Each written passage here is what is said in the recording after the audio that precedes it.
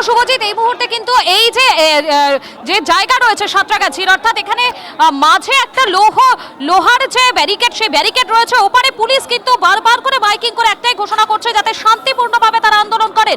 আর এই দিকে কিন্তু লাগাতার যারা আন্দোলনকারীরা আছেন তারা কিন্তু লাগাতার একটাই বিষয়কে তারা সামনে রাখছেন, তারা তাদের দাবিতে আজকে অভিযানে নেমেছেন, তারা কিন্তু এগোতে চান এবং সে কারণে বারবার লাগাতার তারা চেষ্টা করেছেন ব্যারিকেড ভেঙে দেওয়ার।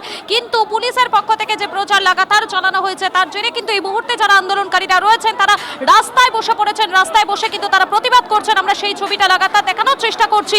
যারা আন্দোলনকারীরা, সেই আন্দোলনকারীরা এখনো পর্যন্ত কিন্তু চেষ্টা চালিয়ে যাচ্ছেন এই ব্যারিকেড যাতে ভেঙে ফেলা হয় এবং ব্যারিকেড ভেঙে যাতে তারা ধীরে ধীরে এগোতে পারেন, তারা তাদের দাবিকে সামনে রেখে সেই চেষ্টাই কিন্তু করছেন। যারা আন্দোলনকারীরা রয়েছেন তারা বলছেন যে তারা একটা বছর ধরে বিচারের জন্য অপেক্ষা করছেন এবং পুলিশের পক্ষ থেকে আরো একবার মাইকিং করা হচ্ছে। এতক্ষণ ধরে বলা হচ্ছিল শুভজিৎ যাতে ব্যারিকেডের ওপরে আন্দোলনকারীরা না ওঠেন, আর এই মুহূর্তে পুলিশের পক্ষ থেকে মাইকিং করে বলা হচ্ছে ব্যারিকেড যেন কেউ স্পর্শ না করেন, কেননা লাগাতার এই ব্যারিকেড ভাঙার চেষ্টা করছেন আন্দোলনকারীরা, লাগাতার তারা এই ব্যারিকেডটাকে কিন্তু ভেঙে ফেলার চেষ্টা করছেন।